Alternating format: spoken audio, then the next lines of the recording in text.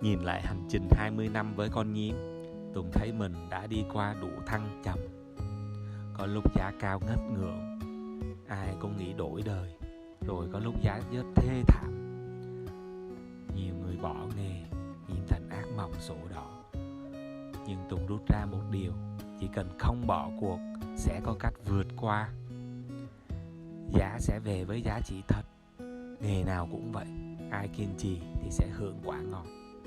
Và quan trọng nhất là biết vì sao mình bắt đầu, giữ vững niềm tin đó. Con nhím đã dạy cho Tùng một bài học để đời. Thành công không đến từ may mắn, mà từ sự kiên nhẫn và bản lĩnh. Anh em à, cuộc đời không có con đường nào là chạy hoa hồng.